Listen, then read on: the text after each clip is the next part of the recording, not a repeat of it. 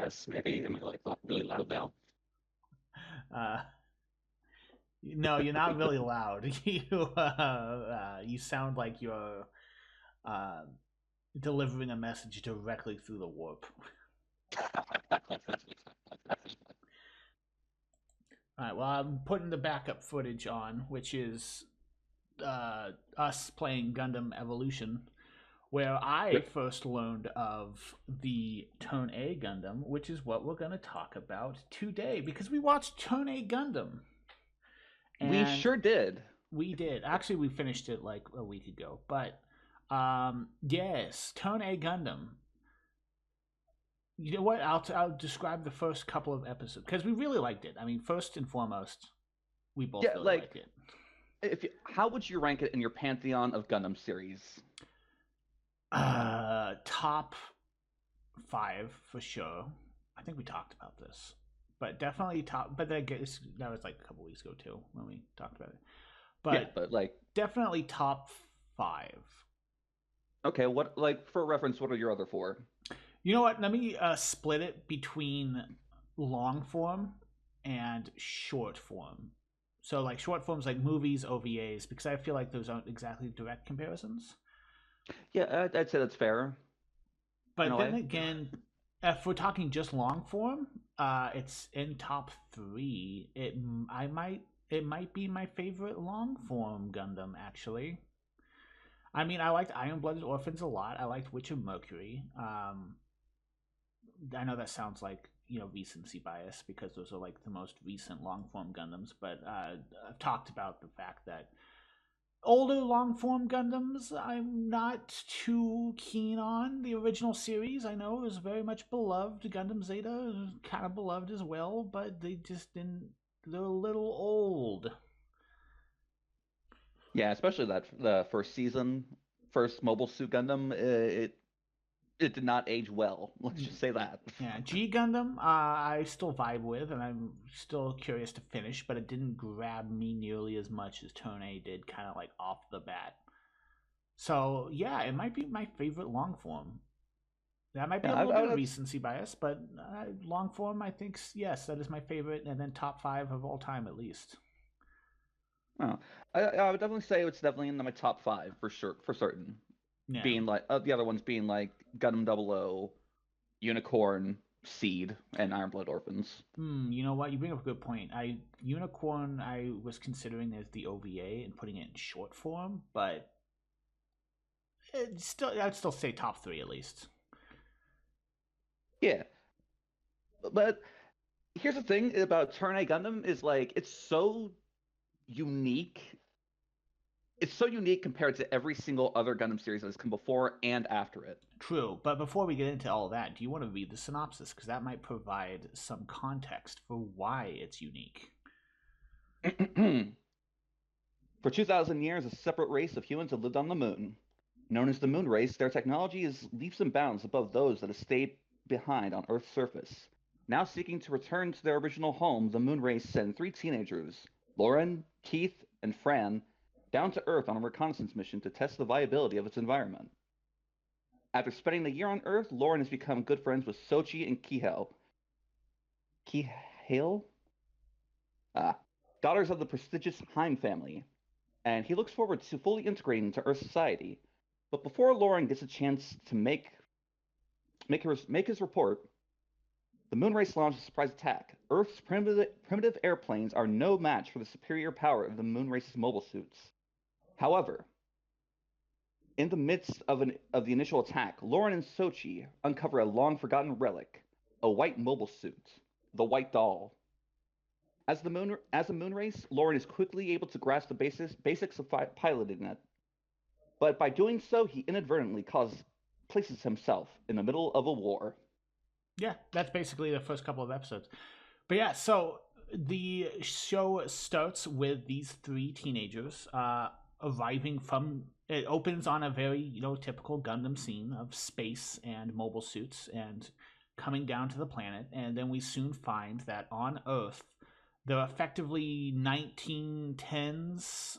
Yeah, 1910s era technology. So we're talking like early combustion engine automobiles, cars you had to drive while wearing goggles and driving gloves, and the blimps and biplanes like World War I canvas and wood biplanes, and a very stark contrast to the very much sort of sci-fi technology you're expecting with Gundam that the Moonrace has.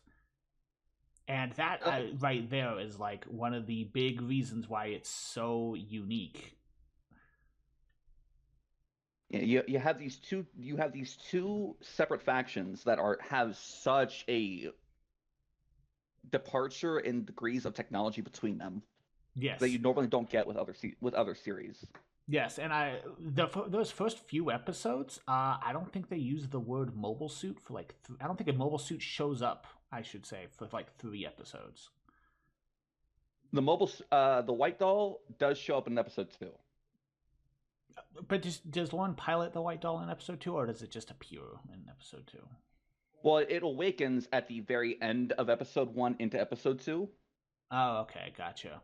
Also, technically they did land in uh, A flat. a flat, but I mean that doesn't really. I don't count that. But yeah, and then the moon race arrives around episode 2 in their own mobile suits, which gave me very much a War of the Worlds style vibe. I wonder if I could pull up an image of. Shoot, what were the Wodoms? Wodoms. Woke Doms. I believe they're called scarecrows by the Earth people. Which, by the way, that's a really cool touch. That every single mobile Ah, suit and every single like piece of technology has the Earth ooh. name for it and the Moon race name for it. Also, I found a very cool image on Reddit that I'm going to send you. That's a pretty cool image. The Wodom. Yes. It reminds me very much of War of the Worlds because they have these big sort of. They're not tripods, but they do have that big sort of bulbous head. And it's, early 1910s technology. War of the Worlds is supposed to be like late 1800s, so it's around the same time. But yes, and the moon starts attacking basically, and then what follows is a very interesting political, because it's Gundam. It hits all the Gundam tropes. Very interesting political sort of tension between the moon race that is now on Earth in a small enclave of high technology and almost acting sort of like a settlers or colonists, and then you have like the human, not the human, they're all humans, but the Earth governments trying to negotiate with them. Yeah, the initial contact is they send down the scarecrows or the Wadams, and the Earth forces obviously react with, "What the fuck is that? Let's send out our planes to go bomb it." And weirdly enough, the canvas and wood biplanes do not stand up very well. They do not. They do not do a great job, but the Earth people begin to form their own sort of counteroffensive because as the Turn A is woken up during the middle of a just a coming of age like ritual of the people on Earth. They don't know that there's a mobile suit there, obviously, but sort of in reaction to the arrival, if I remember correctly, the arrival of the moon race. Yeah, the moon race arrived, and then what was her name? The like the kind of like the main military girl from the moon race, the Diana counter. Oh, was it Poe? I don't think it was Poe. I don't think it was Poe. I don't remember what her name is. Shoot.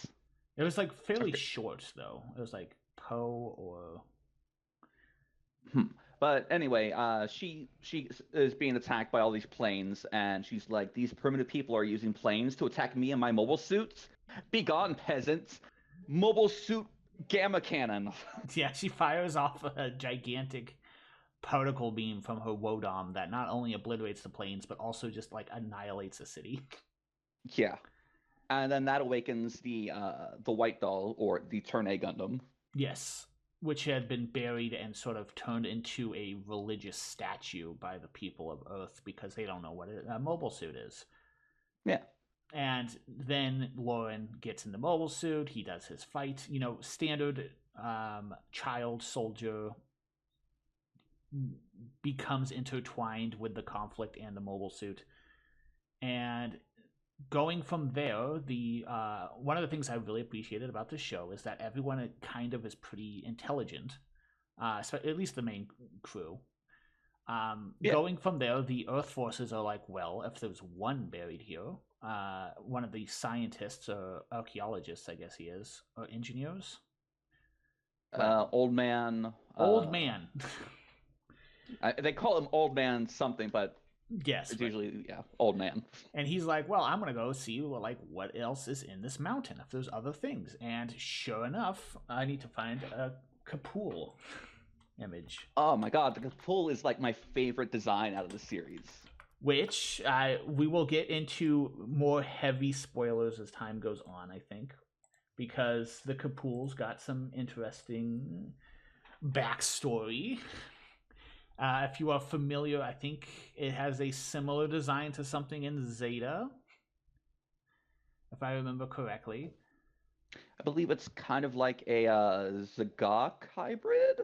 Kind of, yes. But they find the Kapools, and now Earth has access to mobile suits, which they're pretty small compared to the Wodoms, which are very big. Oh, that reminds me, I need to find the WAD. The WAD. There's some pretty funny names for mobile suits in this particular series. There's some comedic stuff that I will. There's a lot of comedic stuff in this series. For being a series about the futility of war and how war is bad, don't do war, there's a lot of funny moments in the show. To be fair, that's a lot of Gundam. But yes, so now the moon race is on Earth, and they have the Wodoms, which I've shown, which are the main, I believe they are considered anti-ship mobile suits. But they also have these cool little guys called WADs, which are, one of the things I like about them is the fact that they're pretty small. They're like mobile worker-sized, if we're talking like Iron-Blooded Orphans. So they do two people can sit in it, and it is sort of like Titanfall mech-sized, not gigantic mobile suit sized. I believe they're initially used for like shipping container movements. Yes, there is like a utility version that we see later on in this series, and I believe these are like probably militarized versions. Yeah. But yes, so basically, Kapools on Earth side and these WADs have some brief skirmishes, and we learn more about the moon race that have arrived, and classic Gundam style. Turns out not all of them are bad, and in fact they're led by a queen, Queen Diana, of the Diana counter, which you mentioned earlier. Who also bears a striking resemblance to one of our main characters that we meet early on, Kahil. What was her last name? Haim. Not just a striking resemblance, but they're like literally twins. The only difference being that Diana is slightly paler and is dead in the eyes. True. But, and we also get introduced to Shao clone. My boy, Harry Ord, let's go! Love that guy. Where the fuck is so Harry? Cool. Oh, you know what? Here's a picture of Miss Haim. You can imagine the queen kind of looks like her. But where the heck was that image of Harry? Yeah, there we go. No, Harry. Yes. Harry is our Shao clone, and he is a member of the Royal Guard of the Queen Diana. Pilots the Golden Sumo. Pilots the Golden Sumo, which I do not have an image for, but I will find. Sumo Gundam. Ah, yeah. I actually quite like the Sumo as well. Now, there's a specific design philosophy in a lot of the mobile suits that are introduced in Turn A Gundam, not including the Kapool or the Bajornan or some of the other ones, which we'll get into when it gets into more heavy spoilers. But a lot of the ones that are introduced have have the penis cockpit. That have no other way of putting it. Yeah, it's a crotch cockpit. A Yes, proper cockpit. yes. I guess I should probably bring up a picture of the Turn A itself, but Yeah, it's your typical Gundam formula of wacky weekly shit. adventures, fighting the weekly bad guy, the weekly threats, what have you. Uh, yeah, it's like the art style is really, really different, and it really holds up. I believe that the lead designer for like all the character designs is someone that made the art for Street Fighter 3. Okay, I can kind of see it. Also, use the sumo, and as you see, it has a similar cockpit, quite literally. Which they continue, they continue like little skirmishes every once in a while. And also this takes place in Ameria. Yes, not. Not America, Ameria. Yes, and we learned some of the other locations, such as Luzia, and I believe, gosh, I can't remember some of the other ones, but it's very clearly that this, so like a lot of like the Kapul and the Michu Turn. Picchu or something. Yes, I think it was Michu Picchu. the Kapul and the Turn have been buried and lost. They are lost technology in a way. So we learn pretty early on that this is the remnant of our world, basically. It is the remnants of America that they are in. But why And is all the technology underground? why is the technology all underground? I guess from here on, we could just talk about like more heavy spoilers when it comes to the world, because the militia uncovers some additional mobile suits called Bajornans. Bajornans, yes. I keep wanting to call them Bajorans from Star Trek, but the Bajornans. Which I believe was the name of the no, it was the Goonie. That was the guy who piloted the Goonie. Yes, Goonie, a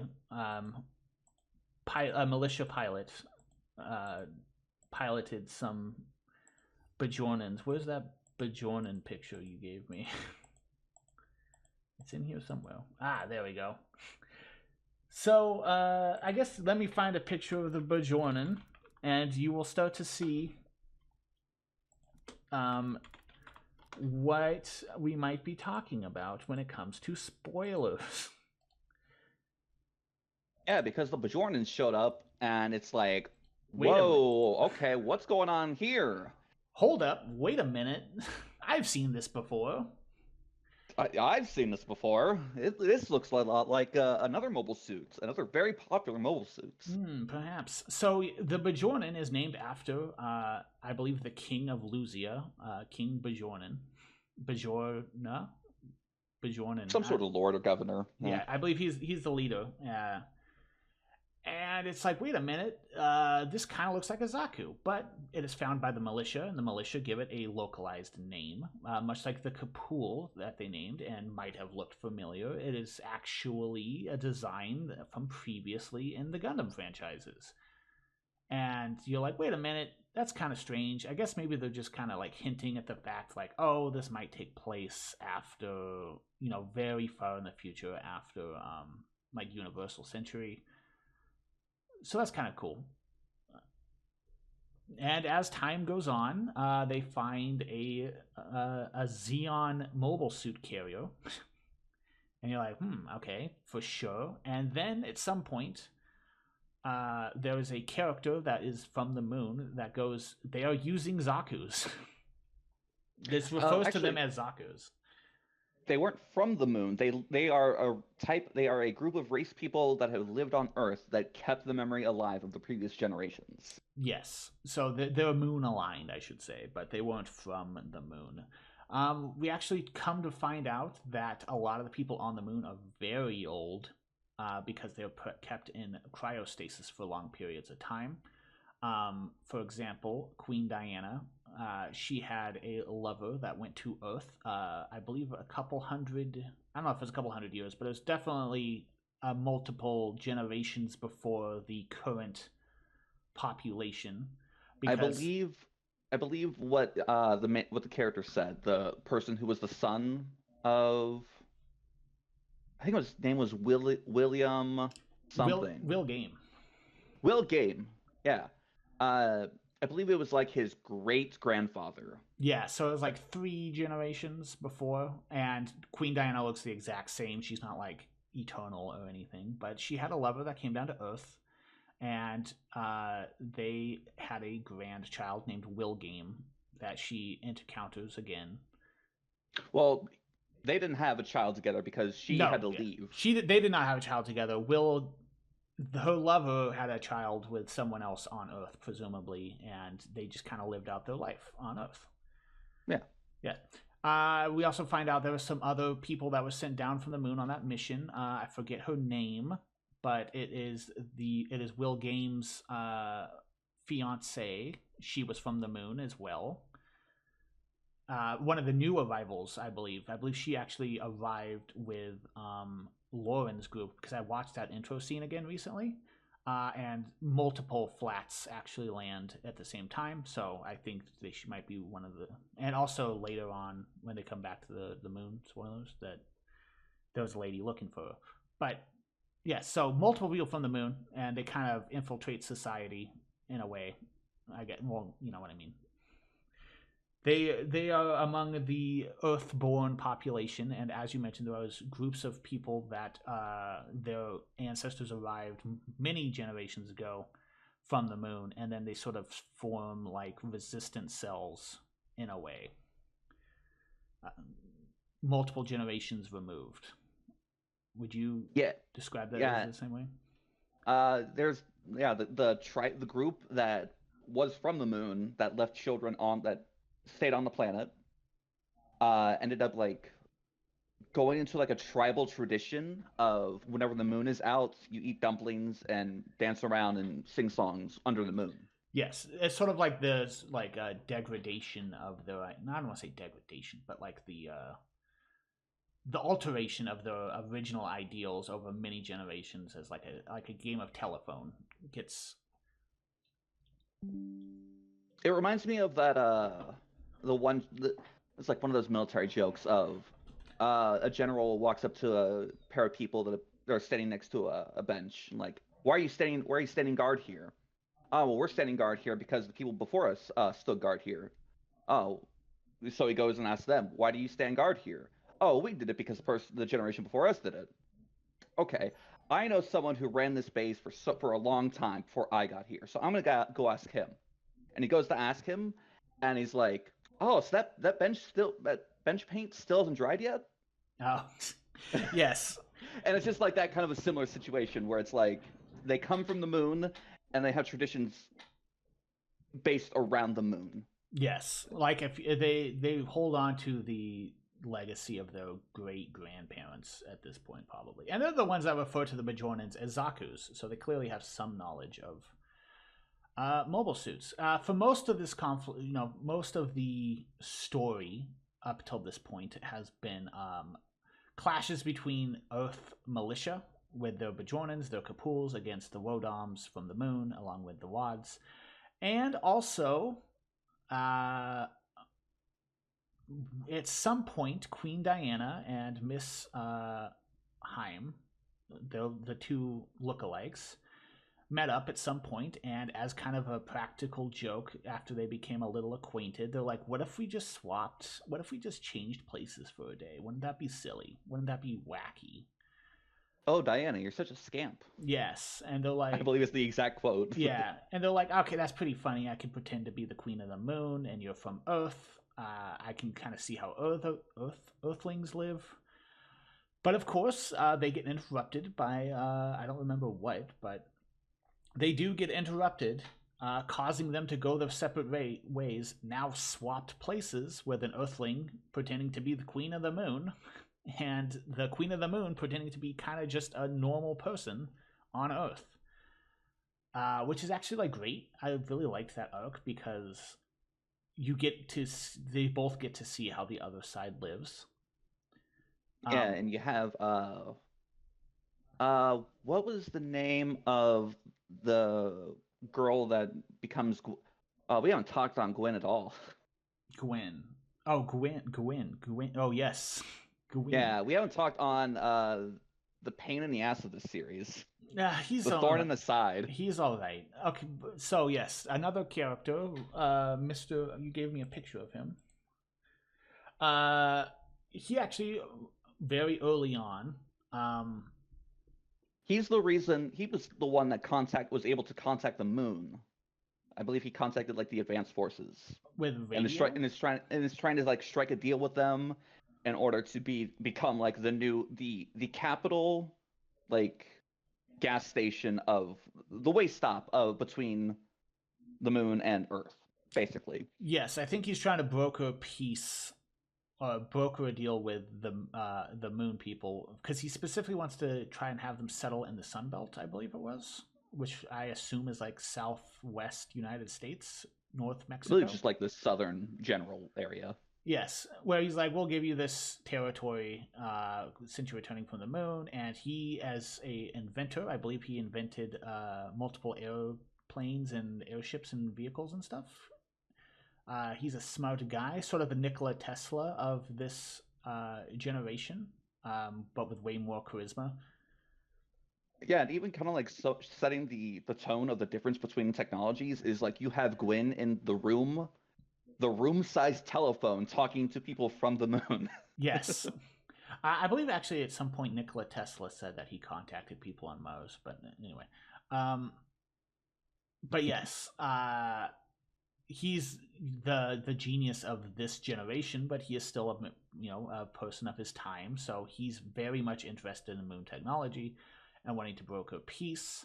Early on in the show, he's really wants to try and push for peace. However, there are many other factors politically that are trying to push for war. And eventually, I guess we could just reveal his character out because we've said that we're going to go into spoilers at this point. But eventually, he kind of becomes a little tunnel visioned on the whole moon technology thing. He's a And very much a I want to make progress, and I will step over anyone to make the progress happen. yes, the future is coming no matter who inherits it. It Uh, becomes real. He becomes really desperate once he's stripped of all of his titles after his castle is destroyed. True. He's also, for some reason, calls Lauren Laura, like immediately. Lauren's like, "Hey, I'm Lauren," and he's like, "Oh, you look more like a Laura," and he just calls him Laura the entire time, which leads to Which an interesting situation in which Lauren disguises himself as a lady to go to the ball. I don't remember why they did that. because they were like, "Hey, you should bring in the pilots of the White Doll," Oh, right. and And they're like, Lauren's like, fuck, they know I'm from the moon. "Yeah." So it's like, "Oh, we'll just have you be Laura, so that way they know that you're not from the moon." Yes. Uh, Gundam is not beating the gay allegations ever. But yes, so that's kind of Gwen. We talked a bit about Harry. Do you just want to talk about each individual character and kind of their individual arcs? Because I was gonna we talked on how Kihil and Diana switch places. It's yes, really interesting to see how they go on their separate ways and do their own thing. You have Diana over here, who's tricked by I forget what her name is. It's not coming to me off the top of my head. Gwen's assistant lady. oh, the lady Bajornan. She's, I think, the 13th daughter of Lord Bajornan. Yes, yes, her. Uh, she tricks Diana into helping out with the OR and the militia military hospital. So she Oh, sees firsthand how brutal the combat is and having to hold down a patient while a doctor saws his leg off with a yes. handsaw. So it's pretty brutal. We And one of my favorite parts about this section is you just have the Turn A Gundam. doing laundry, hanging out laundry to dry, transporting cattle and animals, and doing all this Be, general being a use bridge. stuff. Yes. Being Uh, a bridge. yeah, I think. But yeah, also it's important to mention that Lady Haim, who is now Queen of the Moon, while Queen Diana is taking the place of Lady Haim. Lady Haim was the fiance of Gwyn at the beginning of the show, um, and it's a little strange, and that's kind of the reason why Gwyn's assistant, the 13th daughter of Lord Bajornan, was kind of being a bit of a bitch to her, is because she was a little bit jealous. But that also is the whole thing. Also, I There's a lot going think on in this show, and it's hard to describe without going like episode to episode. But it's really, there's some very interesting, complex social dynamics. there's so much going on in this show. Sometimes it'll be like a very slow, but like you can follow what's going on. But then there's other times when there's like 3 episodes worth of content just packed into one. We also mentioned Will Game. Let me bring back Will Game. He was, of course, as I mentioned, the great grandson or grandson of Queen Diana's lover, and his own fiance was a member from the Moon. And Yeah, she her tried to convince Will Game that she wants him to go back to the Moon with her, basically.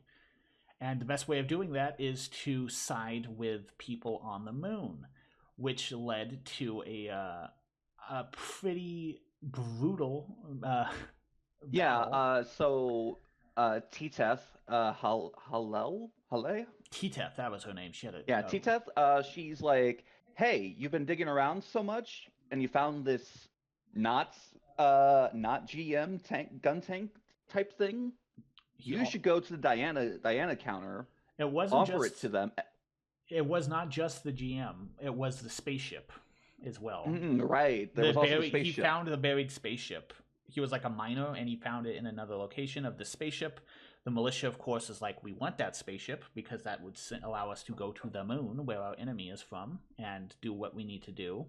And the Diana counter is like, we can't let the militia have a spaceship. That's way too much power for them. Yes. If I remember correctly, during the battle, Will Game sided with the moon with his GM gun cannon. Not gun cannon. Whatever. Gun cannon. I'm just going to call it that. Oh, it is a gun cannon. It would be the gun tank, was what I was confusing it with. The GM gun cannon sides with the moon and fights the militia. And I think we both mentioned it when it happened, but spoiler, Will Game dies, and he dies so quickly. And I don't mean like he shows up and dies in a dramatic death. I mean, there's a fight that goes on. The militia get the upper hand and blow the upper part of his mobile suit off, and we just both went, "Is he dead?" And it was just And so then like inglorious. And then, like a couple of minutes later, they walk up to the mobile suit and start to open the hatch, and like his arms come out, and they're like, "Oh, he's still in there." No, he's probably dead in there. Yeah, And and then we it's have this symbolic moment of Diana standing under the mech while the moon is shining overhead. Very beautiful. yes, but it's such an inglorious death. Like you very like it's this show has so many of did they just die? And the answer It's is kind of yes. unclear. The answer is did they just die? And then it was like, oh yes, they are dead. And oh, okay, wow. Oh man, that's rough. That's rough, buddy. Uh, Because like like when okay, a character dies in Gundam, it's usually does if they want to like solidify it as they're dead, you do the scream in the cockpit, fade to the white, they're cockpit gets cooked. vaporized, cut to an external explosion of the Gundam exploding, Exactly. You're or like, something. and you're like they're dead, but no, like literally within frames. I wonder if I can find.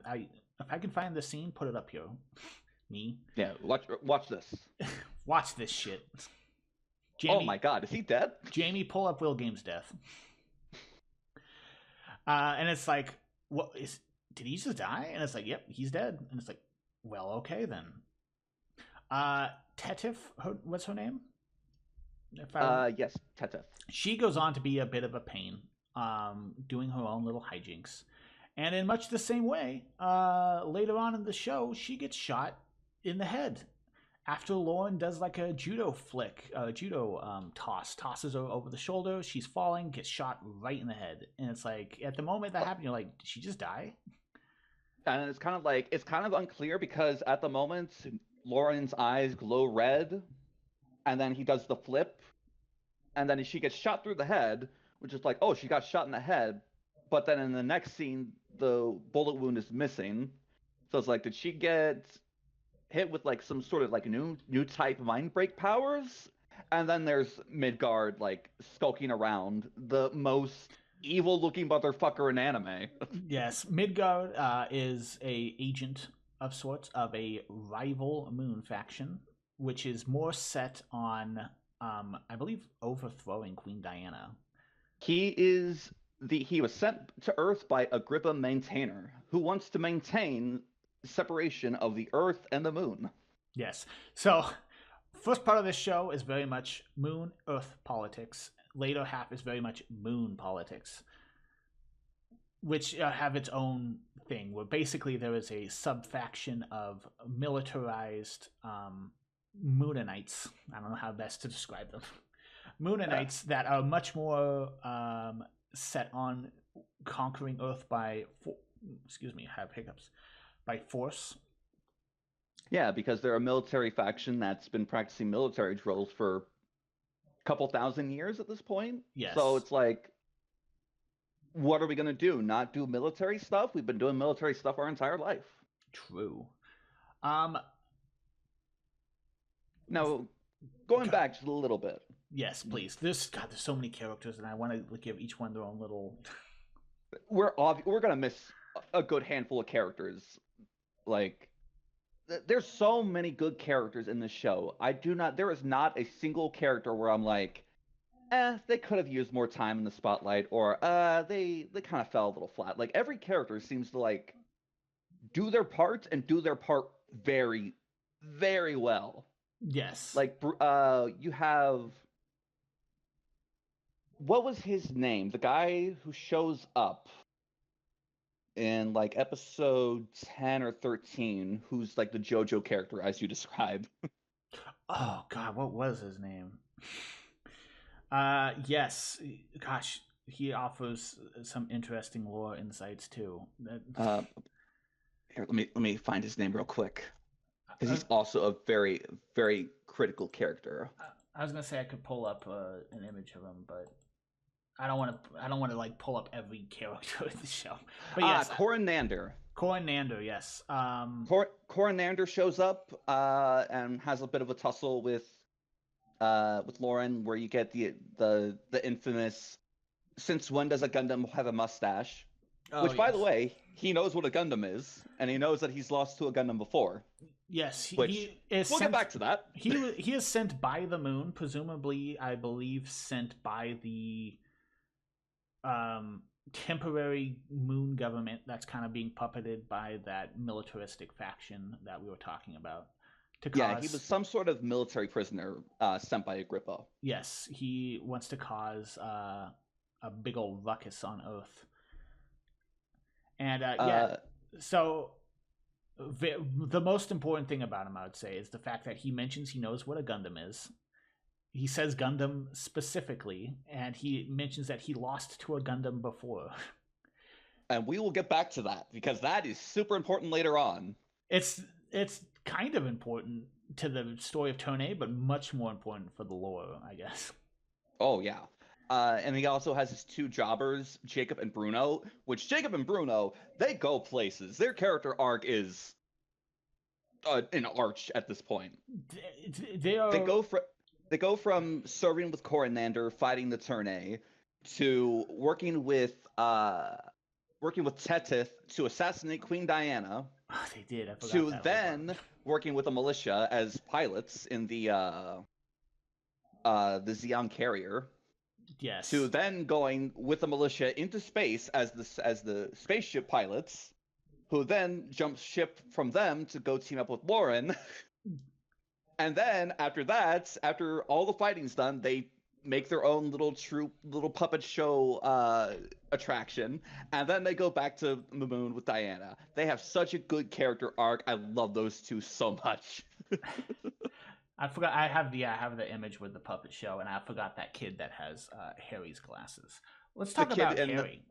and the little girl next to her that has the Diana look to her. Oh yeah, let's talk about Harry. The Oh, Harry, my boy Harry. I'm gonna be honest. Harry is my favorite show clone, and we call him a show clone because I mean he's a show clone, right? Like he is the guy with the mask. There are certain tenets in Gundam. You have the princess character, which is Princess Diana, the child soldier, which is Lauren, politics, which is all of it. Um, the show Stealing the clone, Gundam. which is Harry. That happens so much. But yeah, the shark clone Harry Ord. Mwah, What a perfect. I love him. dude! I love that guy because like with show clones, they might be straight up evil. They might be morally complex.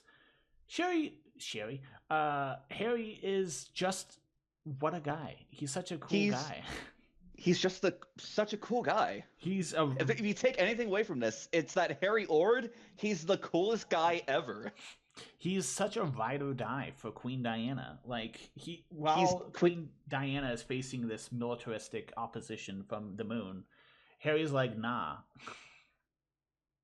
Harry's like, nah, I got you. You tell me what to do, my queen, I'll do it. And even when Diana and Kiel switch places, he doesn't notice right away. But within like 2 episodes, he knows. That was one of the most like interesting things is like where a lot happens in an episode, you said, where it's like he's like, yeah, so I know you're not Queen Diana, and it's like, wait, when did he figure that out? Yeah, like doesn't help that he always wears these ridiculous sunglasses all the time so you can never see his eyes. So his only reactions and his only emotions that you see are when he screams and when he's like emoting with his mouth. Yes. But yeah, so Harry, love him. What a guy. He is also the pilot of the Gold Sumo, which is a pretty cool mobile Pilot suit. of the Gold Sumo, leader of the Royal Guard. Uh, one of my favorite parts is when Diana. Oh my God! See, now here's one little thing about Tornado that does get a little confusing is that Diana and Kiel switch, and then it's really hard to remember who is who and who is where. Yes. Because by design, I believe Kiel gets kidnapped later on by Midgard and Mirren. Yes. And Harry is like, that's Diana. I think that's Diana. I'm pretty sure it is. And then you have this chase scene in the Golden Sumo chasing down the ship. And he tries to jump up and catch the ship, but he fails, falls back down to Earth. And as the ship is leaving the atmosphere, he pops out of the cockpit and it's like, Midgard, Mirren, if any harm comes to Queen Diana or any tears pour from her eyes, you'll taste the wrath of a man whose hatred will survive, even if I am killed and reborn 1,000,000 times. As fire is like in his sunglasses, like fire eyes. It's so cool. Yes, he is. I agree. I agree. I like him. Harry is so great. He's just like a ride or die. He's like, and it makes it becomes a little. Gosh, by the end of the show, he's such a caring individual. He's like, if you watch the original Gundam series, I would honestly say he's less of a Char clone and more of a Quattro Bagina clone. Because he's so relaxed and reserved and not jumping the gun, not trying to backstab anyone. He like legitimately cares about people. There's a scene later on when they finally get to space for the first time, and he comes down and he's like, "Oh, militia people, you need to wear your spacesuit like this, and I'll show you how to activate it and how to equip it and all that stuff." Yeah, and it's such a cool touch. Even though he's a member of the Moon Forces, he's like one of the least bloodthirsty. Where he's like, nah, like we don't need to like go out and because I think her name is Poe. I think her name is Poe. Poe. the lady pilot from the moon, who is just like the one that obliterated all the biplanes with the laser and the city. She's constantly like, "What if we just fucking killed them all? What if we just killed everyone on the Earth? What if we just shot them with a laser? What if we just killed them all right now?" And Yeah, let's kill them all. yeah, and Harry's like, "No, just stop, like chill And out." even knowing that she wants to kill all these people, when she gets sick and is like pushing herself beyond the limit, he's like, "All right," gives her some medicine. And is like, "You feel better now? Cool. You should calm down a little bit." Yeah, very level-headed, very just just what a dude, what a guy. Love this dude. Love that dude. And when when he does finally confront Kiel and is like, "You aren't Queen Diana. Where's Queen Diana?" She's like, "Oh, she's over here with Will Games area with the ship." Yeah, they're still And then we get digging the the ship out of the mountain at that point. yeah. And then he's like, "Okay, be careful. I'm gonna leave and I'm gonna go check to make sure that she is safe, okay?" He's like, "I'm gonna do this completely undercover." And he gets on his hover scooter, puts on his pink pink dress shirt with the yellow and black checkered sweater vest on top of that. He looks like such a dork. He's so cool though. I guess. But It's so 90s. but yes. Also, Lauren. Lauren's pretty good as a Gundam protagonist. I quite liked Lauren. They're still a child, and they're still kind of idealistic as your Gundam protagonist is. But I don't know. Lauren's kind of just solid.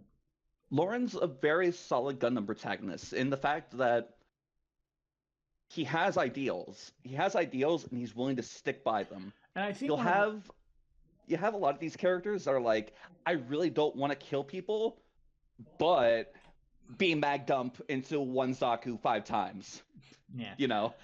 But we have this scene where the Moon Force is taking land and sectioning it off, and the Earth group are showing up and are like, "Hey, you can't do this. You can't take our land." And then you have the Moon Race farmer who's like, "I just want to feed my family and survive." And are like, "You can't take our land." And they have this whole argument. And then Lauren opens up the cockpit of the Turn A Gundam, and the fucking soundtrack of Moon playing as he's like, "I'm Moonrace. I will fight anyone. I will fight the militia. I will fight the Moonrace. I will fight anyone who doesn't respect life." And he follows that to a T the entire series, except for one guy. That's true. That one guy did die, but That one guy did die, but he's like, "Okay, I had to do this. I had to do this one time," and kills that guy. and I think one of the things that makes me like Lauren. I don't necessarily dislike other Gundam protagonists by any means, but I think the fact that Gundam protagonist is very common to, I'm not going to say play both sides, but to be the I'm stuck in war, and I know everyone is a person, and I feel bad for killing people, but it's war, right? Like that's a pretty common theme of Gundam protagonists. Not everyone, right? But sure. I don't want to kill, but I'm the only one who can pilot the machine. If I don't pilot the machine, then my friends are going to die. And I think one of the things that is really earned with Lauren, and especially early on in the show, we mentioned like the first 2 episodes, mobile suits kind of don't show up like at all. Lauren has spent 3 years living among the people of Earth, and Lauren is from the moon. So Lauren quite literally walks both paths of the conflict. Lauren knows what people from the Earth are like. People know what the moon is like. Likes people from both sides, and the fact that they're fighting is a massive bummer. And it's like, yeah, for sure, I understand that. Like, it feels much more earned than your sort of typical Gundam protagonist who is maybe just only knows the Federation but lives in a colony. And it's like, sure, they understand that Zeon is human beings or whatever, but like the fact that Lauren has literally walked among the people getting exploded by the moon forces that they are from, it has more weight to it, at least for me. It feels really bad because Lauren's like, "I don't want to fight either side because I know both sides. I don't want to kill anyone." Yeah, we are quite literally the same race of people with the same ideas and ideals and future hopes and dreams. Lauren feels like a viewer watching the show being put into the Gundam seat of like, I realize that all of this fighting is stupid and pointless. I'm willing to do my best to try to fix everything as much as I can. Exactly. Yeah, but I think that's one of the reasons why I quite liked Lauren is the fact that it's they have their experiences both Earth and on the moon, which Also, makes they're them a willing, great cipher for everyone, being able to explain Earth stuff to moon people and able to explain moon stuff to Earth people. yeah. And also like he's willing to use the mobile suit for mundane tasks. I That reminds me. I think one of the coolest things about Tone is that so there's a an overarching message which we'll get to like with like final spoilers like towards the end of the show Hmm. of technology is not just a weapon.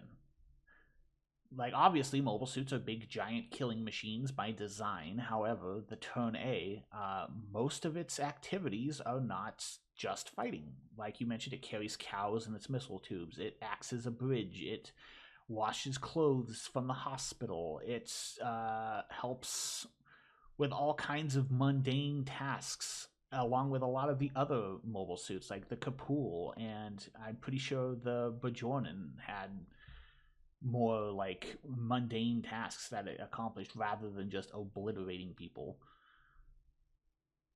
Yeah, it's so cool. It just makes me realize, like, in other mobile suit series, that's not really a thing where the mobile suit is like, I'm going to help out the farmer gather his cattle. I'm going to go be a bridge. Like, this bridge went out, so I'm just going to go put my arms on both sides and let cars drive over.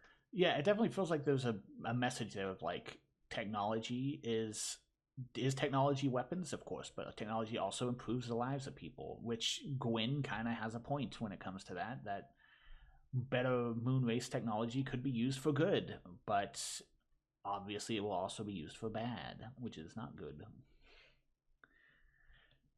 Uh, Exactly. Oh, another one of my favorite things about the series is like you have there's a bunch of tribal traditions that get brought from the past into present day that it's like, oh, this like I believe it's right before Lost Mountain.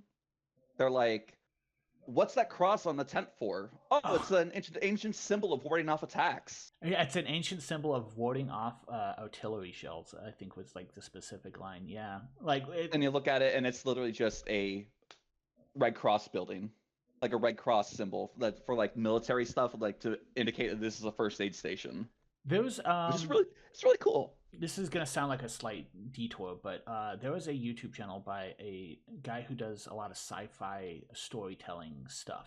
Um, just like talking about different sort of like tropes and stuff Yeah. that's in sci-fi. Isaac Arthur, and he has a video on techno barbarians. And techno barbarians is a concept where no one knows how technology works anymore, so it's treated as a more spiritual slash tribalistic. You can look at real world examples with like cargo cults, but that's like a whole thing if you want to get into that. Of If like you're familiar with like Warhammer 40K, that's like a big example of it. yeah, where it's like machines are treated more as like tribalistic ritual rather than scientific method. And there's a lot of that in the show actually, where it's like the Tone was a statue of like a deity because I mean this kind of ended the world, but we'll get into that. Um, or like yeah, like the Red Cross symbol is seen as a rather than its actual intent of a organization um, like logo, it's a symbol that wards off artillery. And when they go up down south to hook up with to get to space, they have to go down south. And they run into like a sort of Mayan South America tribe thing they got going on, Yes. where they mention the tale of there used to be this great tree that would bring people into the heavens, but then one day giants came and they chopped down the tree and it fell. Yes, A- and the tree And is then a mass driver firing spaceships into orbit. you look at some of like the like some of the background stuff, like the king is literally sitting on a throne of solar panels. Yes. But it's just such a unique touch that I don't think has ever been done in this show. Is not only a unique Gundam, it is a unique anime. Yeah. I love lost technology stuff, and I especially love techno barbarism, to coin Isaac Arthur's term. It's a Uh, really good term. it is. Actually, I believe it comes from 40K. But anyway, uh, but yeah, so that's like the main. No, get off here. Fucking ad. Fuck you. Oh my god. Why is there an ad on my browser? But yeah, let's. What Oh, I was gonna say, one of the cool parts about like they were fighting early on is they dug up the Capuls, but the Capuls don't have any weapons on them. So what they do is they just take like an artillery battery, set it on its side, and start firing it from the Capul. oh yeah, they do. Oh, there was a scene where they put missiles into the Turn A. It was when Lauren wasn't piloting it. There was missiles in the Turn A, but they wouldn't fire. So what's her face? Sochi. Sochi, yeah. Sochi just like leans forward, drops the missile into the Turn A's hand, and throws it. Yeah, which is it's very effective. Yeah, it is. It is quite effective, yes. But yeah, do we want to talk about like final act spoilers? Get into the big reveal. Before we get to that, there's a couple things I want to touch on. First off, Lost Mountain. So as they're traveling across the land, they're being chased by Lauren is kind of being quasi chased by the moon race because the moon race want the white doll, and eventually things lead westward, where they come to a Lost Mountain, dubbed Lost Mountain, or something like that. But Yeah. anyway, they did. So the militia and the moon race start digging in this location for some reason, and the moon race comes across a stash of nuclear warheads, Yes. and the militia literally falls into the hole that they're in and are like, militia, you cannot fight here. If you fight here, you'll kill both of us. And the militia's like, yeah, right. I'm gonna take that. I'm gonna take some of those nukes and we're gonna get out of here. And as soon as Lauren gets out and activates the Turn A Gundam, he notices like, oh, there's increased radiation levels in this area. Nukes are in this area. Everyone, literally everyone, moon race, militia, everyone, get out right now. Sochi, you're not going in there. Get the fuck back in the van. Yeah. Uh, all while the militia is starting to retreat. Uh, what was his name? Sochi's beloved husband that she Goonie. Goonie. Goonie's holding a couple nuclear weapons and falls into a hole and is like starting to try to clamber out of it. And then, boom, the nukes go off, and the day it becomes day in the middle of the night. And like we said earlier, some characters kind of die off. Goonie is just gone. Yeah, it's like, oh, maybe he survived. Like, could he have survived an atomic blast? And the answer is no. It's like you kind of have this feeling of, well, I kind of wish they would have like shown his death because like he's like kind of a major character, but also nukes will just wipe you off, like wipe you out entirely. Yeah, you go away. So it's Like, so it's very fitting that he dies like that. yeah, you just disappear. Which I mean, he did. He quite literally vaporized, and he's gone. And it's like, wow, oh wow, he's dead.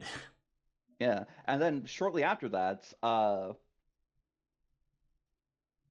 one of the guys that was down there in the hole saying, "Hey, the militia, you can't come in here. Don't fight in here, else we're gonna die." Uh, he accidentally ran out holding two nuclear weapons, and is like, "Shit, I can't let the Moonrace have this." And then the lady that bombed the village in the first episode with the particle beam cannon is like, "Oh, you got nukes? Sick. Hand them over. We can just win this fight right now." And he's like, fuck you, and then turns around and runs away, and eventually comes across Lauren in the turn A and is like, take these and get rid of them. And Lauren's like, I understand. I will do my best to get rid of them. And he puts them in the turn A's chest, and we don't touch on that until they go to space. Yes. Which, yeah, let's talk about the final act, which is the return of Queen Diana basically to the moon, along with everyone else, because they're going directly to the moon to talk some stuff out, leaving the Diana counter forces on Earth, of course. And leaving To a good majority of our militia forces also on Earth as well. Yes, the militia does get a hold of a flat, which was the flat that they actually arrived in. So the flat and I think some Bajornans are left on Earth to basically keep fighting the Diana counter forces, while Diana herself, who is now basically being kidnapped by the opposing Moon Force to bring her back. Actually, that's Kiel that's on the ship with the Moon Forces. Diana's the one that's with the militia. Right, but they're all heading back to the moon. Before Um, they get to the moon, though, they stop by this space colony, this like asteroid mining colony, oh and yeah, they do. I hang out a little bit in there, and then eventually the uh uh the Maharu is what they're called. The Mahiro. Oh, The, we the Mahiru. fuck. What's the name? They show up and are like, "All right, let's just kill everyone. Let's kill everyone. Let's blow this thing up." Yes, they are And being they start destroying piloted this. by that Splinter Moon Force, and they're very much more than happy to just obliterate everything. Yeah, and they start to destroy the asteroid, and then uh, all this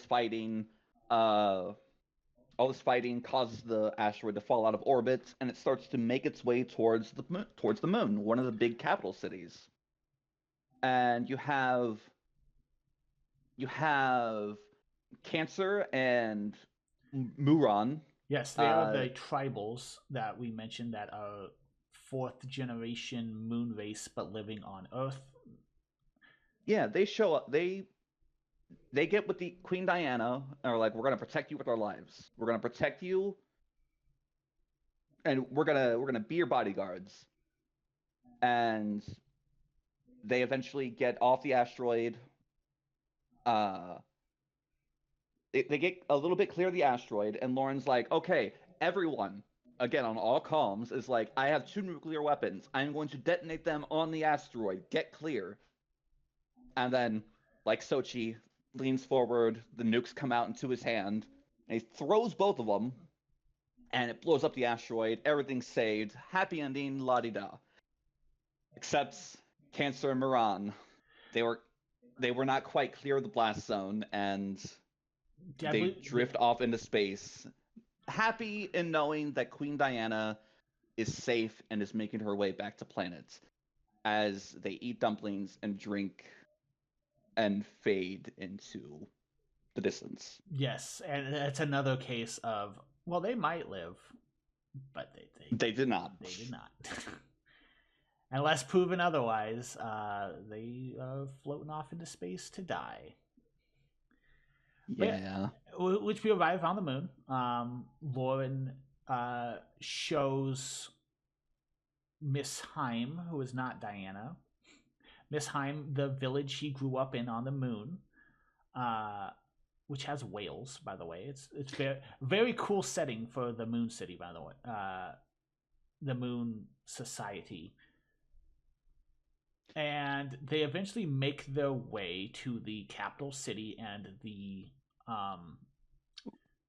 Real quick before that, Go ahead. there's speaking of whales, there's a cool scene where they're like, okay, how do we get deeper into enemy territory without being detected in this big giant mobile suit? They wrap a tarp around it and are like, we'll just swim with the whales. And eventually they're like, hey, that whale's got like a really massive heat signature coming from it. And then you have this cool scene of like the turn A popping out of the water, flipping around and holding the beam rifle. It's such a cool scene. Such a cool shot. Oh yeah. It is indeed a very cool shot. I will see if I can find it. But yes, and they make their way to the capital city, where Diana is. Where both the ship with Diana. Shit. Diana What's is Diana with doing at this Lauren. point? Is it What? real Diana is with Lauren at this point, or is it Real fake? Diana's with Lauren, and Kihel is with uh what was his name? Morin? Goddamn. Uh, I Uh think so. the evil looking guy, Midgard. Midgard. Midgard, she's with him right now. What's Midgard doing? Oh, whatever. But anyway, they go to the capital to confront the guy that was put in charge, the steward, Agrippa. basically.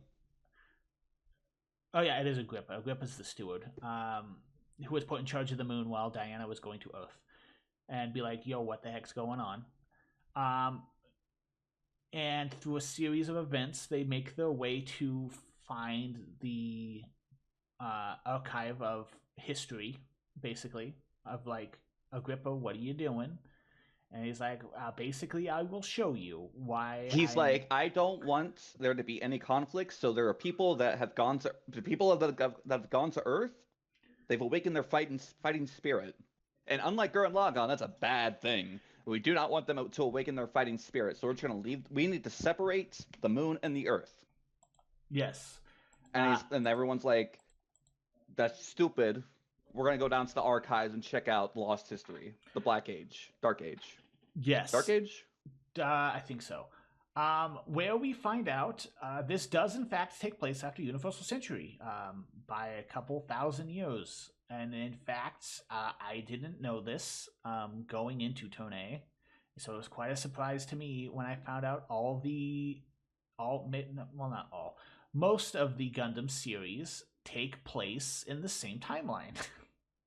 I believe I have done a little bit of research on it, but I believe that every single Gundam series eventually, in the far distant future, leads into Turn A Gundam. That's So even the ones that come afterwards, like Gundam 00 or whatever, this are still technically before Turn A. Iron Blooded Orphans? Does that? Oh, Jesus. Anyway, um, It's not important on how everything is connected before it. It's just that it is before this. so Every main character's battles, strife, conflicts, their loves, their hopes, their dreams, it all takes place before this point. yes, which is where we get the image of the guy going, look, no matter what time period it was, the Bajornan was always around because yes, it is in fact a Zaku, and it even shows the clip of that you sent me of that Zaku getting bombed from behind the thing. And he like sends out his friend and is like, "Hey, go get over there, shoot them," and he Yes, ducks back behind. yes, that Yeah, is shown in the archives, which is pretty and it funny. shows like a bunch of clips from the original Gundam series, Zeta, Double Zeta. And Like so there was a couple times where I'm like, "Oh shit, that's the Zeta, that's the Double Zeta Gundam. Let's go." And All not right, I fuck with only, that. not only, yes, I believe the Capul is in fact from Zeta or Double Zeta. It is in fact a Xeon mobile suit, as you can tell. I mean, look at it. Just look at it. And then we have the the the explanation of, okay, now that we know about the Dark Age, we're going to do our best to avoid it. And then Agrippa's like, fuck that, we need to separate Earth and the Moon. And then Midgar's like, bang. Yeah, we're gonna kill everyone on Earth. We're just gonna continue this conflict. Conflict is part of the human soul, um, And then which uh, even then, a little bit like an episode later, Midgar's like, the Turn A is pushing back this ship that has entered this area full of cryostasis chambers. And it's like, you shouldn't be here. You're going to put a lot of people in danger. And it awakens some sort of power with its boosters that emit a rainbow glow. And then he pushes it out of the area. And Midgar's like, oh no, Oh no, what have I done? What have I done? I've awakened the Turn A Gundam. I've awakened the Turn A. It's going to destroy us all. And we have this big Sakuga scene of him running through the ship, being like, "Oh my God, what have I done?" Queen Diana opens up the door on the side of the ship, and it's like, "Diana, forgive me." And then Harry Ord shows up in his golden sumo and is like, "The law must be preserved," and then gives him a slap that Bright Noah himself would be proud of. Yes, he slaps the shit out of him. In that he slaps him with a mobile suit and karate chops the entire side of the ship off. Dead. Not even a smear left. No. Is the history of the Turn Age revealed in the archives there as well? Uh, yes, I think it is. Yeah. Or was it revealed later with the Turn X? So I believe that the Turn X shows up. So the And Turn X is recovered from the moon in much a the similar moon's fashion. Lost Mountain, Yes, which the moon's Lost Mountain. they specifically said that it's from the Lost Mountain on the moon. Yes, under the orders of the head of the militant arm. Agrippa was just the steward, but the head of the militant sub-faction is, I'm just going to call him Dio because it's Dio's voice actor, and it's Dio, kind of. Yes, his name is oh. And he is like, conflict rules. It is the best. I love war. War's great, Jack. I love killing people for money. And he awakens the rival Jim Gingam Gim. is his Yes, name. Gym, if I remember right. Yep. Yeah. He awakens the Turn X, and they confront the Turn A, where it is revealed.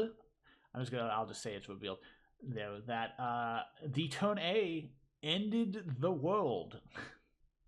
Way back in the day, the Turn A emitted some sort of field of nanomachines that turned all advanced technology off and hid it, which is why everything's buried or destroyed on Earth, sending it back thousands of years technologically to the state that it was in.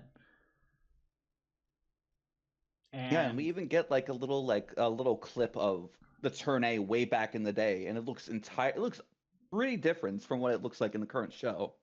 Yes. The Moonlight Butterfly, I believe, was the name of the effect. That is the name. Yes. And basically, fight breaks out. Lauren is beaten. Actually, before that, Gwen is like, you know what? I think war is cool because war comes with technology, and then I can use that technology for good. So I'm going to side with Jim and go back to Earth. And he gets the entire militia force that came to the moon, well, more or less the entire militia force, on his side to go back to Earth so they can side with Jim and fight the Diana counter. Yeah, and make the Earth basically a stronger place. A case of the enemy of my enemy is my friend. So siding with the militant faction of the moon to turn on Queen Diana's forces on Earth and hopefully secure Earth for forever, basically. With also this moon militant faction being absorbed into it is kind of Gwen's idea. And being able to use technology from all the cool mobile suits like the Mahiro that what's his face uses, the militant faction. Yeah, and he awakens the Turn X. As Lauren's on the ship, they're going back to the Earth. Gwen's like, "Hey, so Laura, we're just gonna side with Jim, and you cool with that?" And Lauren's like, "For the love of God, my name's Lauren, not Laura." And he throws the glass at him and leaves. And it's like, this is fucking cringe. Yes, and then gets into Turn A. Gets into Turn A, fights the Turn X. Which, by the way, the Turn X has the Shining Finger. Yes, Turn X uses the Shining Finger from G Gundam, and he goes, "So this is the power of the Shining Finger," and it's like, what? So cool. It's so cool. It is cool. And then he beats Lauren, and Lauren ejects the cockpit from the Turn A and then leaves. which I was spoiled on because of models. But And yes, leaves and then basically reunites with Queen Diana. yeah, Queen Diana and Kiel and everyone are basically on the moon. They're kind of stuck on the moon because Gwyn and Jim, they destroyed all the ships and a lot of the ports. And then stole Uh, the ship there that they recovered on Earth in that mountain. yeah. So there's only like one ship that they can take, and you get all of the crew piloted up, jumped on there. You got Queen Diana, Kiel, a couple of Lauren's friends from the moon are also on there. They paint little whales on the ship. Yes, and they return to Earth and end up siding with the remainder of the Diana counter to be like, Jim sucks. Who wants He's to kill everyone? and he's basically just using them as heroes to just bomb indiscriminately to not, Yeah, pretty much. pretty much, yeah. And Gwyn is kind of losing it, wanting to become king of America or whatever his plan is politically. Yeah, and as this is going on, the militia forces that are with him are kind of like, "You don't have a reign on Jim? No, I don't. Okay, we're leaving. Yeah, Everyone, abandon ship. We're out of here."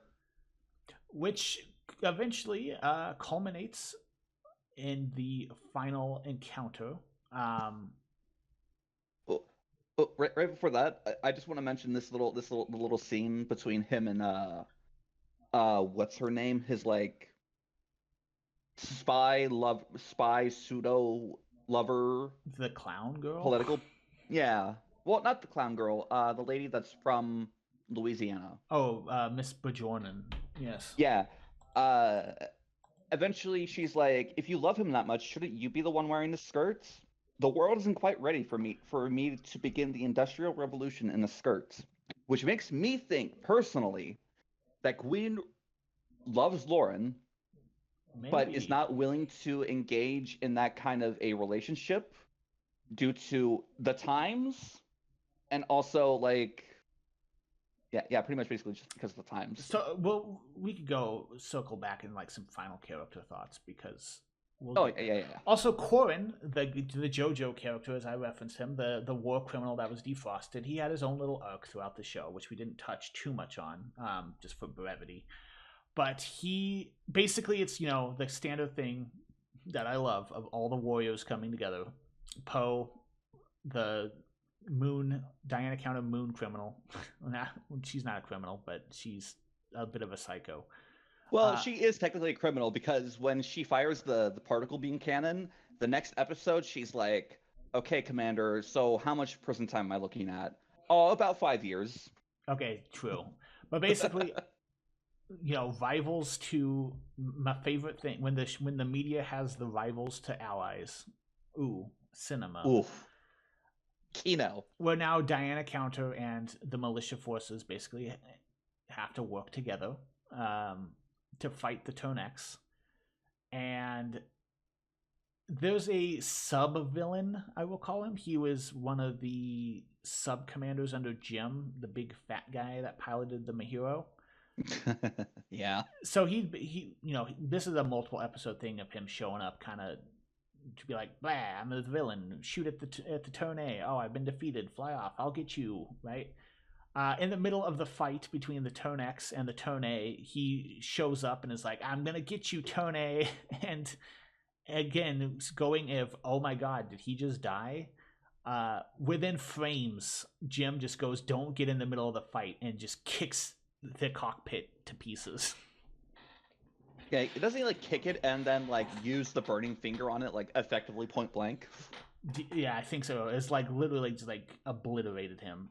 And again, So, another inglorious death of like, did he just die? Yes, he is but dead. unlike the others, it's like a little bit of catharsis. Yes, because he's been such a little shitter the whole time. He's like, I'll get you, Tony. He's just like, get out of the way. It's just dead. Corin sacrifices himself by, if I remember right, he straps like 3 Kapuls together to get Uh, Lauren.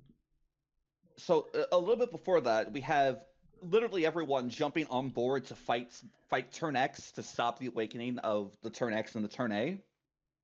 So you have Harry and the one lady who did all the terrible things, I'm and just like a gonna couple call her others. Poe. Like, yeah, you have all of them jump on the Turn A, use like a beam to hold it in place, and then it breaks the beam and like slaps them all out of the way. Nice scene. Yes, very Uh, much a all the warriors coming together. yeah, and then Corin shows up, and I'll let you take it. If I remember correctly, he straps the three Capuls together into like a makeshift rocket to get Lauren into place to fight the Turn X. If I remember correctly, and in his final moments of seeing the Turn X, I believe it was, it has a flashback to the Gundam that defeated him, which is the Wing Zero from Gundam Wing, if I remember right.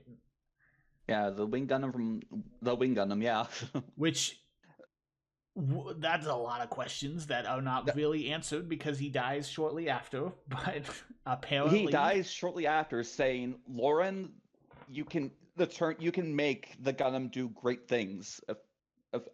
Paraphrasing that, but effectively that's the message he gets across: is like, Lauren, you can do such great things with the Gundam. I believe in you. And then boom, dies. so yes, he is literally thousands of years old. But again, cryo sleep is a thing, and I'm assuming he was put on ice at some point, multiple times throughout the history. But that's a lot of questions. Yeah. And then the Turn A, Turn X fight, culminating in, I believe, a combined Moonlight Butterfly, where they Yeah, it looks basically entomb themselves. they start to fight each other, and then as the fighting starts to reach its like climax, the Moonlight Butterfly starts to activate on both of them, and it starts to turn all technology into stone.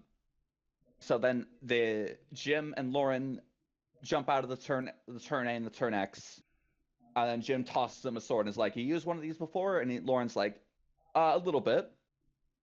And then they have this sword fight next to the turn A and the turn X, going up in the Moonlight Butterfly, and it reaches out to both of them and it starts to turn the sword into stone. But Lauren is like, "I don't need a sword, fuck that, and just let's go." But Jim is like, I've practiced with this sword for however many years. This thing is part of my life. It's like it's effectively the samurai thing, where it's like the sword is my spirit, Yes, and he keeps hold on to it, and he gets turned into stone as a consequence of that. it's like a metaphor. There's a lot of metaphors in the show. Yeah. And then basically that's kind of all that's left is the epilogue, which is It's 5 minutes of effectively no words being said, except for like maybe two sentences worth of dialogue in 5 minutes, as the the soundtrack Moon is played over, just like going to every character that we've met along the way, and just like showing why a little bit of was what they keep going why and was doing. Sochi sad? I forgot. I forgot. Okay, so Sochi clearly has feelings for Lauren, Oh and right, and he leaves with, with Diana. well, he leaves with Miss Heim to go live in the woods while Harry and Queen Diana, quotes, Quotes, air yeah, quotes. return to the moon to kind of bring stuff back together. And it turns out they've swapped places again. So Miss Heim is Queen Diana, and Queen Diana is now living on Earth, basically in a cabin, living a simple life. We also kind of didn't mention it, but Harry and Miss Heim have a relationship going on, which is kind of weird considering he was like the bodyguard for Queen Diana, and it's basically like he fell in love with someone that looks exactly like his boss, but whatever. But that also they spent time together when they swapped places, so it kind of makes sense. Uh, but yeah, they go over to the moon, and Lauren and Queen Diana go live off in the woods. Gwyn is still alive, and he's hanging Gwyn's out with the alive. clown girl doing something. They're like on they're either on the ocean or like one of the Great Lakes going into Canada. Uh, Yes. But they're like on a boat just traveling, and that's all we see of them. And then we cut to what's his name? Uh, Keith.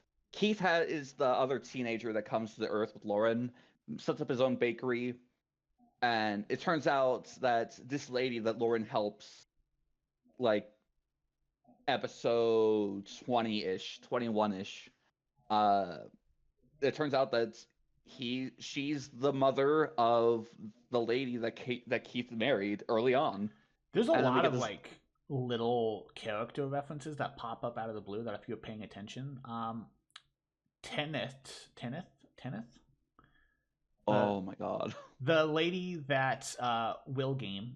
So she came to Earth with the rest of them, with a couple others, Yeah, and got engaged to Will Game, the descendant of Queen Diana's lover, as we know, and she eventually gets shot in the head for her hijinks.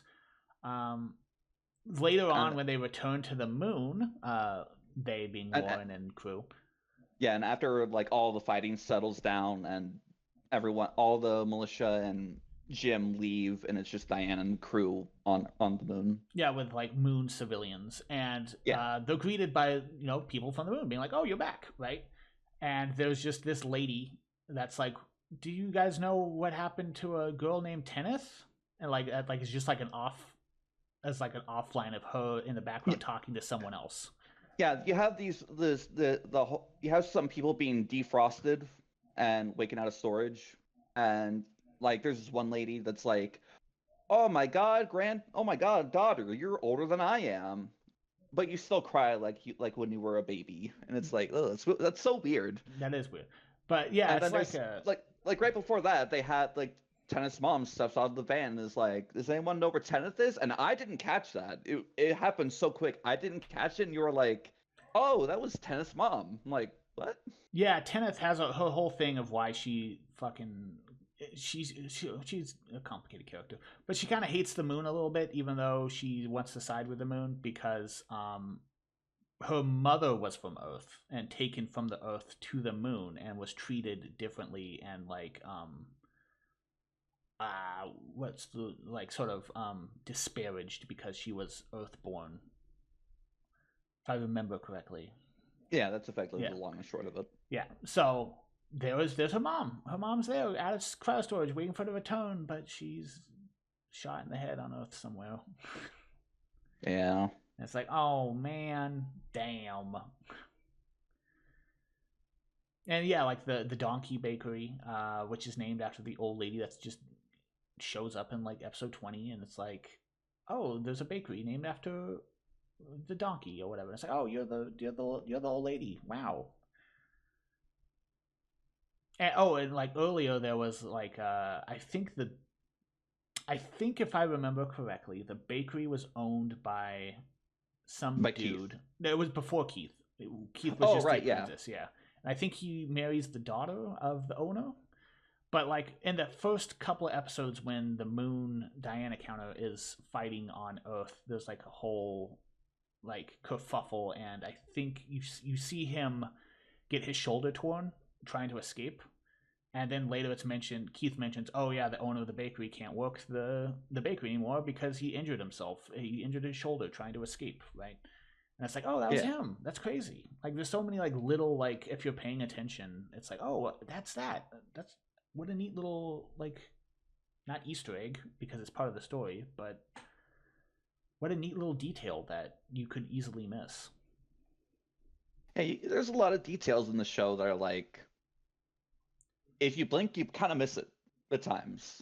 Yes. And much like we meant Like the going back a little bit to the first aid station icon being a symbol of warding. Like I missed that originally yeah. because I just looked away for a second. Yeah, we did that is important. We did watch it in sub because I don't think there was a dub at all. There is not a dub of this show, which is honestly a tragedy that I, there. Well, I'll touch on that later. But anyway, Sunrise, please make a dub. It would be very please, cool. please make a dub of this show. Oh, but speaking of the cast, I mean the cast is great. Like the looking up a lot of them, this was like in the 90s when this was made. A lot of them went on to have very long voice acting careers. Like the voice actor for Harry is, you've seen him and stuff or heard him and stuff if you watch subs, obviously. Yeah. Yeah, he's like a very I think he did Iragama Gori in Kill a Kill, if I remember right, the Japanese one, not Patrick I Stites in believe English. so. If you, I And he was also uh Over Justice in Lelugo Space Patrol. But yeah, he like lots of these voice actors went on to go do Dio's voice actor, obviously, which I know Jim, but it's Dio. You hear him and you're like, oh, that's Dio. No oh, that's just mistake. Dio. Yeah.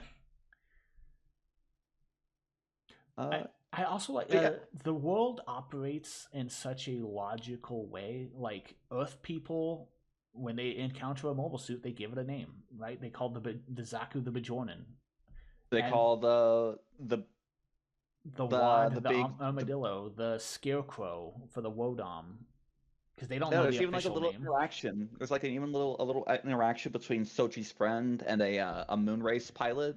It's like that's not called the armadillo. It's called the wad. And she's like, the armadillo sounds better though. It does, to be fair. And yeah, I just like the designs for the mobile suits. I fuck with even the new ones. The penis cockpit initially is like, haha, the cockpit's in the penis, and then it's just like, I don't know, you just stop noticing. Yeah, you just sort of accept it at some point, Yeah, like the ass cockpit for the wads. the only mobile suit introduced in the show that I didn't really like vibe with was the flat. It just, I don't know. It looks like a low poly like mobile suit that you would see like in the distance of something. It's got a very sleek and very minimalist design for being like a pretty strong mobile suit. It is strong, but I don't know. Just aesthetically, I don't like it very much. But yeah, like honestly, even if you don't watch Turn A, just watching like the last 5 minutes of Turn A, like in the last episode, it encapsulates all of Gundam in 5 minutes. It's just so good, I would so say, fucking good. even though we spent a good chunk, like if you're watching to this point and you haven't seen it, and you're like, well, they spoiled everything. No, no, it is very much the journey. Even if you know like what happens, the journey is like the important part because there's so many little hijinks that just build this universe. Like honestly, I think the universe is so interesting. It's so cool. It's so very interesting. The people in it are what make the century even better. Like what got me into like what put Turn A Gundam on the radar for me to like be like I'm gonna watch that at some point. That's on the docket to watch. Was the second in command for the militia was super drunk. They were all super drunk because they're trying to get over the space nausea. And he's like, all right, now people in Canada would go, get in a barrel and they'd throw themselves over a waterfall and get to the bottom, and it's a hell of a ride.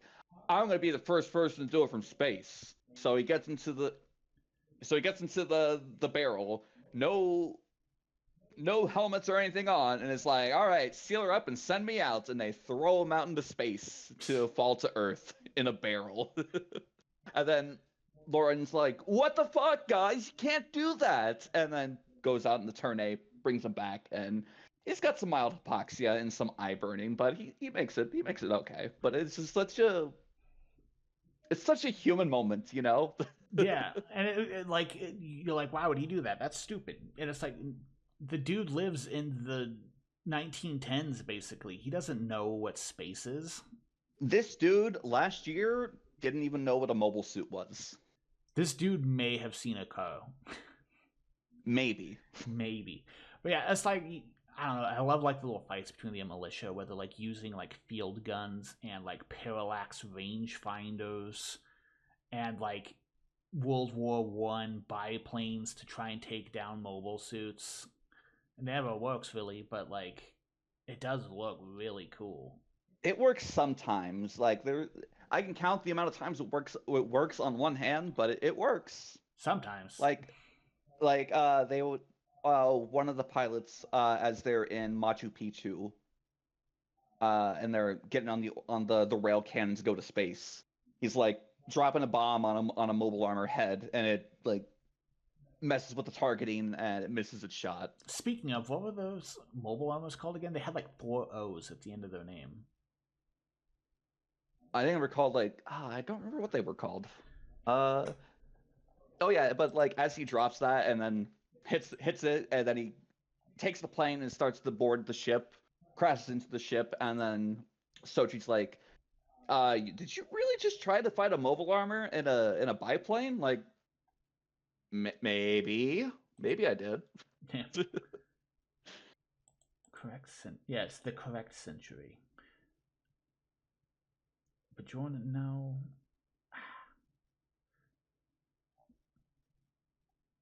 Dang it!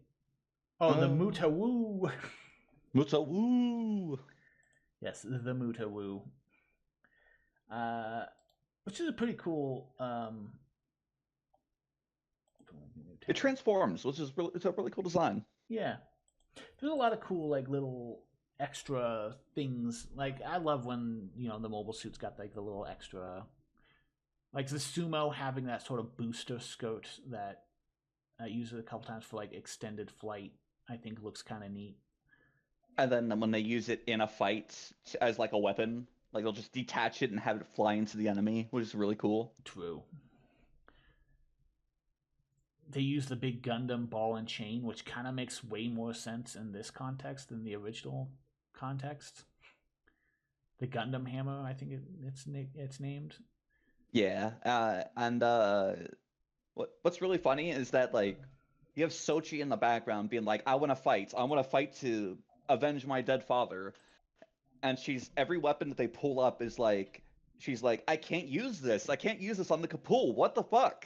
Yeah. But eventually she's like, I can use the ball and chain. Ugh. Yeah, overall, I'd say this was a like again, even if you're like they spoiled everything. Nah, just watch it. It's all about vibes. The vibes are so strong. Vibes are really strong. It's just that like in the at least watch the awakening of the Turn A Gundam and uh listen to the music as it's being awoken. Let me see. I have the soundtrack name right here. It plays the first Advent, which is the title name for the soundtrack.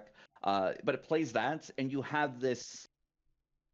Whenever you get into a mobile suit in any other show, you get like, yeah, I'm gonna defend my friends and family kind of vibe to it. Like, let's go out there and do this. But as the Turn A's awakening, you get like this kind of sense of unease as the Turn A is being awoken, which at the end of the show it makes sense because you have this big doomsday weapon awakening from its slumber, and the music really amps that up. So good. The soundtrack on the show is so fucking good. You actually now that Yoko I'm Kanno, fucking she made music for Ghost in the Shell. oh I believe she also made music for a couple of Miyazaki movies, I think. that would Don't quote track. me on that one specifically, but That yes, she works a lot of Ghost in the Shell. that would track. Although, as you were describing that, that kind of made me think when it comes to the nuclear weapons and how much these were kind of a key fixture. I wonder if the Turn A itself is a metaphor for nuclear power in general, considering that it ended the world, but it also has civilian use, right? Like it picks up cars, moves cow, which obviously nuclear weapons and nuclear generators don't do, but like as a civilian practical purpose, comparing it, of the Tone effectively being a metaphor for nuclear weapons. Does that make Yeah, sense? yeah, like Diana says it really well. Lauren, the Turn A Gundam is something that that can destroy the world, but I believe that you will not use it for evil. You will use it for good. Because I saw you carrying those cows the other day, and that was rad as hell. That was rad as hell. Uh, but of course, in the wrong hands, like with the turn X, uh, it could indeed be used for evil. Oh, the Which turn A, the symbol of the which turn A. But go ahead. no, go ahead with that. I have something to touch on after you hit that. The turn, so the symbol of turn A, as in an upside down A, is actually apparently a mathematical symbol, which I didn't know until you brought it up. And when I looked at it, it basically means all or everyone, which I think is neat. Yeah, it's a nice little metaphor. And also, adding on to that, it's called the Moonlight Butterfly, and it's kind of like a metaphor for the butterfly effect, where one person can make a big difference. True. I didn't even think about that. That's A small action eventually leads Lauren not wanting to kill either side, eventually makes rippling effects that affect everyone across all spectrums of life in the show. true. Also, check this out. This is what made me get A's in my English papers. Butterflies have two mirroring wings, much like the two different societies that we deal with of the Earth and the Moon. Tamino, what did you mean by this? Yes. But yeah, honestly, And like, they converge. Hmm. curious. A, please. But yeah, the Turn A Gundam is 50 episodes in total with one recap episode. There really was only one recap episode, wasn't there? Yeah, Huh. but yeah, Watch it. honestly, like every gun, there's always like a caveat when you go to recommend a Gundam to someone. It's like, okay, have you ever watched a Gundam before? Okay, have you seen which Gundams have you seen? And then I'll make a like a recommendation based off of that. Like for most anime fans, I do that kind of thing. But like Turn A Gundam, you don't need to watch Gundam at all. Would it help you appreciate Gundam as a whole? Yes, it would. But the show hits so hard on its own.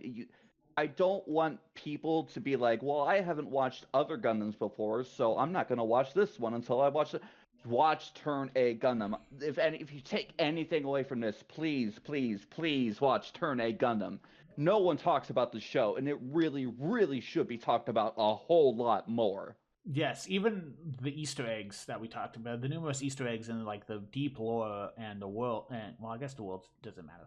I mean, the world does matter, and that's like my favorite part. But as far as like the deep lore and the references, those are fun little like things to notice. But like you'll get it. Like you don't need to know like what happened to Amuro, right? Like What's a that doesn't matter. Minovsky particle? That doesn't matter at all. Like If you kind of like sci-fi if you like Nausicaa and the Valley of the Wind, you will like this show. real. This is very Nausicaa coded, actually. Yes.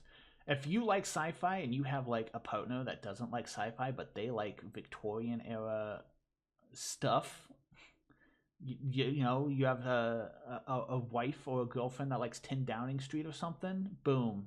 Look at that. You guys got a show that covers both. You're welcome. Yeah, and currently at the moment there is no streaming service that has Turn A Gundam available on it. I bought the She. Blu-rays, which was a pretty good deal in my opinion. How much were the Uh, Blu-rays? Now allegedly in a book for a novel of complete fiction, there may or may not possibly allegedly be Turn A Gundam uploaded into parts on YouTube that you might be able to find for a Allegedly. book, Yes, allegedly. for a book, allegedly. But again, I don't know how many episodes there are for that. How much was the Blu-ray, if you don't mind me asking? I will go. Let me see. Each Blu-ray had 25 episodes on it, and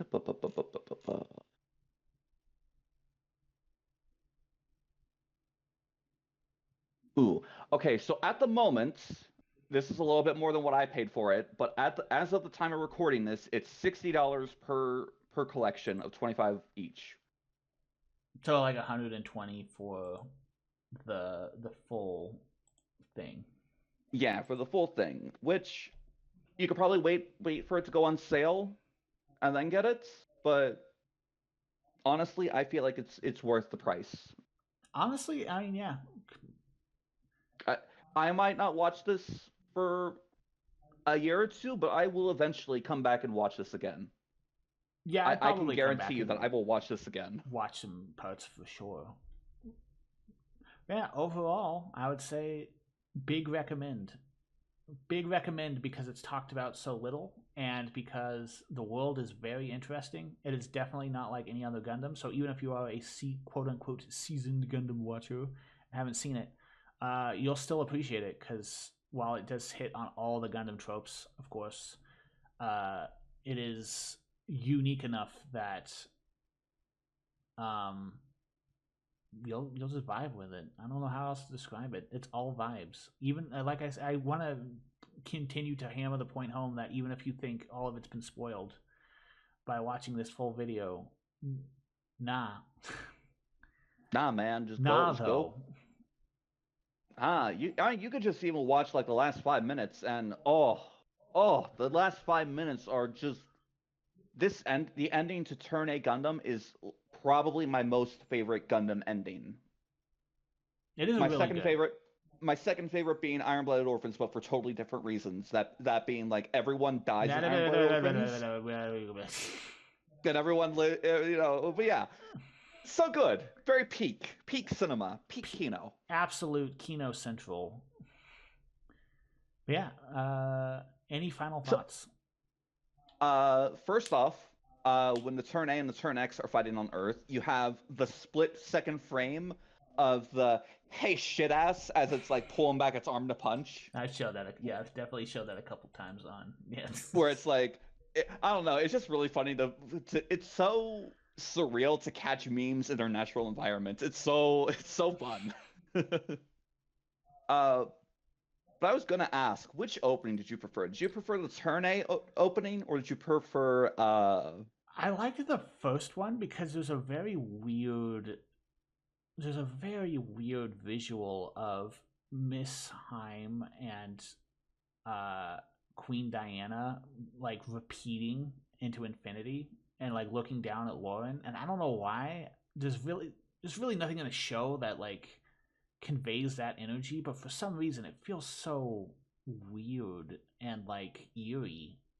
Yeah, the turn A turn opening, the first one, it has this really weird and like sense of unease and mystery about it. My Yeah, biggest complaints about the openings is that it doesn't show the setting enough.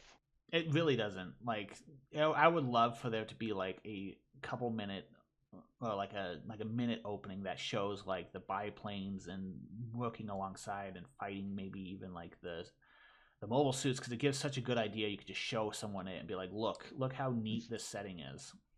Yeah, because like you don't really get a grasp on how unique the setting is until you start watching the show, or like you pull out like all these screen grabs and are like, look at this spreadsheet of multiple screenshots. Look at this blimp that's next to the Tone A. Look look at this blimp carrying in a gun for the turn A. God, I love. This is a minor side thing, but it also goes into why I love the show. Is I love support platforms shown in mobile and Gundam. I don't know why. I love the trucks and the transports and all of that. Like, don't get me wrong, the mobile suits are cool too, but like, show me the sled that's carrying the Zaku into space, you know? And there's so much of that here, and it is also like blimps, you know?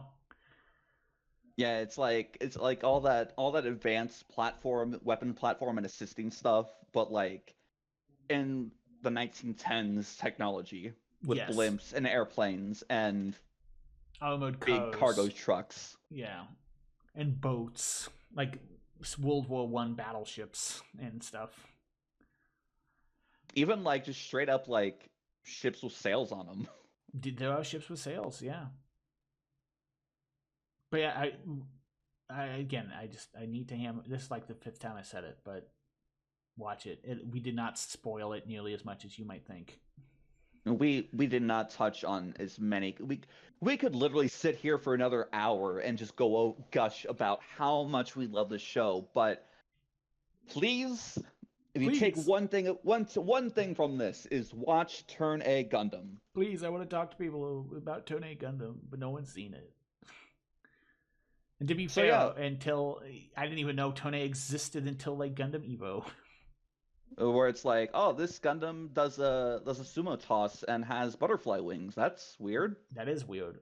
He does the And it's sumo. got a mustache. Yeah, it's weird that the sumo toss was like one of its things. Like it happens like once, but yeah. It happens.